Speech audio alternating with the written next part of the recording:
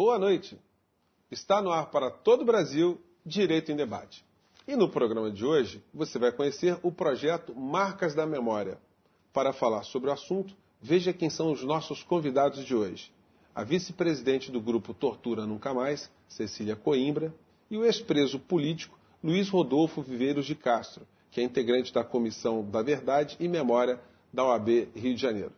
Mas antes de começar aqui nosso programa, que tem até uma característica de informações históricas, nós vamos ver a opinião ou uma fala do presidente da OAB aqui do Rio de Janeiro, o Dr. Adi Damus. Acompanhe.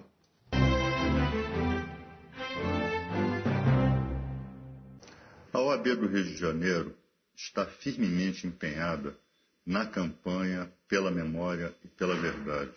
Ou seja, fazer com que os acontecimentos dos anos de chumbo não sejam esquecidos, com o objetivo de que nunca mais aconteça. Nesse sentido, nós vamos promover, junto aos candidatos a prefeito da cidade do Rio de Janeiro, um projeto de marcas da memória, ou seja, placas como essa aqui da dona Lida Monteiro, serem espalhadas em pontos da cidade onde tenham acontecido episódios relevantes na luta pela democracia e de defesa dos direitos humanos. Em Porto Alegre já acontece isso, em outras capitais do mundo já acontece isso, como por exemplo Paris. Paris, em diversos pontos da cidade, existem placas indicando locais onde membros da resistência foram mortos pelo exército nazista. Na Normandia, na cidade da Normandia, existem placas, marcas da memória, contando a história do desembarque dos aliados na Segunda Guerra Mundial. Isso é uma campanha cívica. Isso significa recuperar a nossa memória, significa aperfeiçoar e consolidar a nossa democracia, para que episódios tenebrosos como aqueles acontecidos na ditadura militar nunca mais venham a acontecer. Bem, gente, embora os meios de comunicação tenham ficado muito tímidos, ao longo das últimas décadas sobre o tema tortura no Brasil, presos políticos, até muitos deles deformando bastante, propositadamente, o que aconteceu na história do Brasil, esse episódio não deve ser esquecido.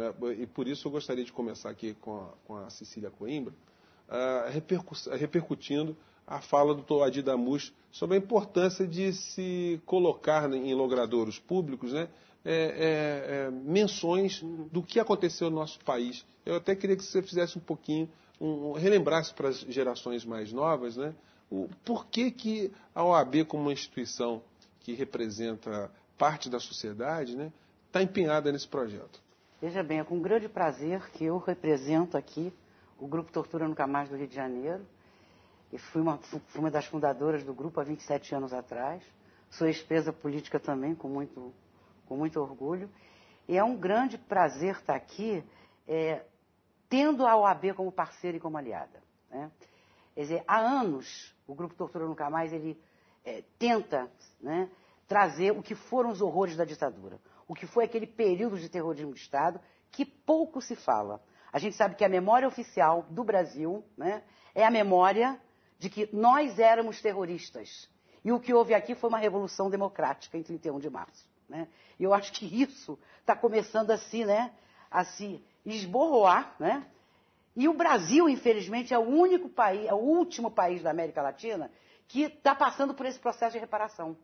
Quer dizer, a gente está falando em reparação, que seria trazer essa história, conhecer essa história, trazer essas memórias do período da ditadura e investigar o que aconteceu, publicizar o que aconteceu e responsabilizar os agentes do Estado que foram responsáveis por centenas de mortes, por centenas de desaparecimentos, por centenas de torturados, milhares de torturados, já não temos ideia de quantas pessoas foram presas nesse país, e trazer principalmente isso para as novas gerações.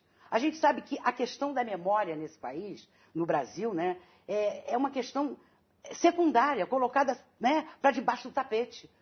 Quando eu disse o Brasil é o último país a trazer esse processo de reparação, eu estou me referindo aos nossos vizinhos que passaram por ditaduras, né, civis militares também, durante os anos 60 e 70, e que tem todo um processo de reparação já em andamento. Não é só levar ao banco dos réus os torturadores, não é só essa questão. É trazer para as novas gerações o que efetivamente aconteceu, como aconteceu, quando aconteceu, né?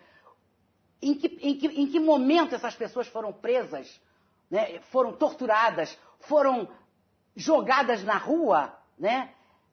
Trazendo a célebre versão oficial da ditadura, morto em tiroteio, né? Ou atropelado, ou suicídio. Eu acho que esse projeto da UAB, que tem assim uma total parceria do Grupo Tortura Nunca Mais do Rio de Janeiro, é um pontapé inicial, né, para que a gente possa efetivamente ter uma cidade, né, com uma memória histórica, apresentando essa memória e essa história muito pouco conhecida para as novas gerações. Pois é, Luiz Rodolfo, o paradoxo para quem lida com direito é que nessa época, quando se instaurou no Brasil a ditadura militar, pessoas como vocês que lutaram pela legalidade, né, que lutaram para que a Constituição Federal não fosse rasgada, que a democracia fosse destruída, vocês foram considerados os terroristas. E quem quebrou a legalidade, quem rasgou a Constituição, eram consideradas as pessoas que defendiam as coisas certas. Pois é, Zé, foi muito bem lembrado quando o Adi fala da questão na França, da resistência francesa. Quer dizer, todo mundo, o público todo está nos ouvindo, etc. Tal, vê filmes na televisão, no cinema, etc. e tal, filme americano, etc. Falando sobre a resistência francesa, sobre o tempo da resistência aos nazistas. Sobre o heroísmo, né, de se resistir, né? Que na libertação foram todos considerados heróis, né? E hoje tem placas lembrando isso. O Frei Beto, num recente artigo, disse com muita propriedade: quem está falando em dois lados, tem que averiguar o crime dos dois lados. Ele diz no artigo: ora, é como se na libertação da França dos nazistas, alguém fosse questionar que a resistência francesa também cometeu crimes. É claro que os membros da resistência deram tiros, soltaram bombas, fizeram atentados, que infelizmente alguns civis morreram, etc. e tal, papá. Mas eles estavam lutando contra o opressor.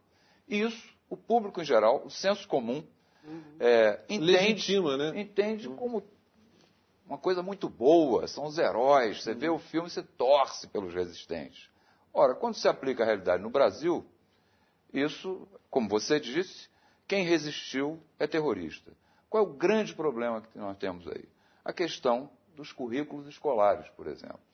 E, sobretudo, eu vou insistir nesse ponto a vida inteira, em todo debate, as Forças Armadas, que lideram o golpe civil-militar em 64, portanto, entram na ilegalidade, porque nós tínhamos um governo constituído, um Congresso funcionando, o Judiciário funcionando, né? E, pelo meio, através das armas, um golpe civil-militar derruba tudo isso.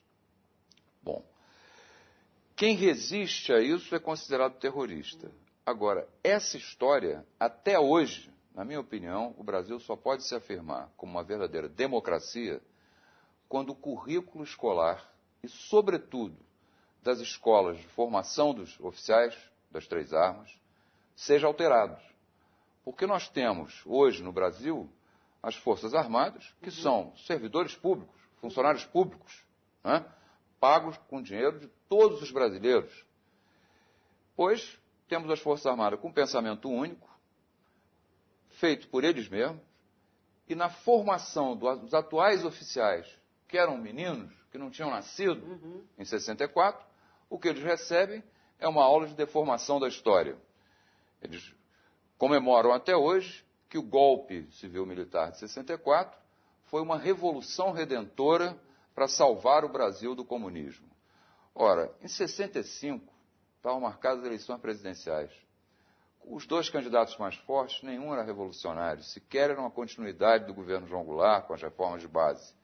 Eram Juscelino Kubitschek pelo PSD e Carlos Lacerda pela UDN. Né?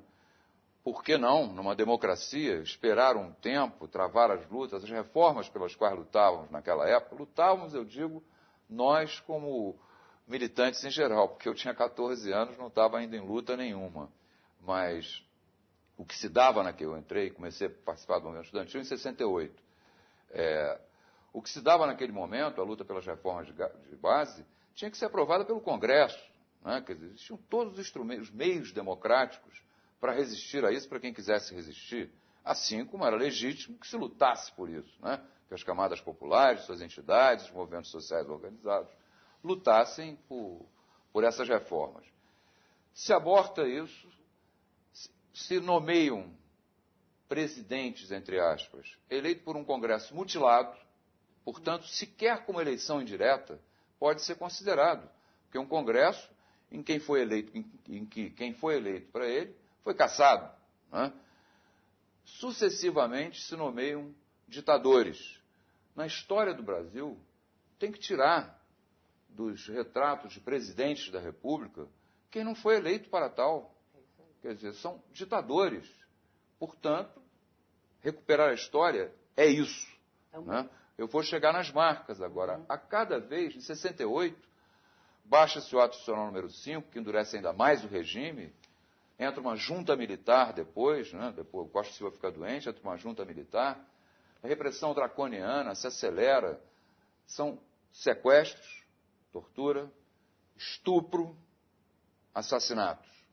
Esses militares são, além de tudo, que a gente fala muito em assassinos e torturadores.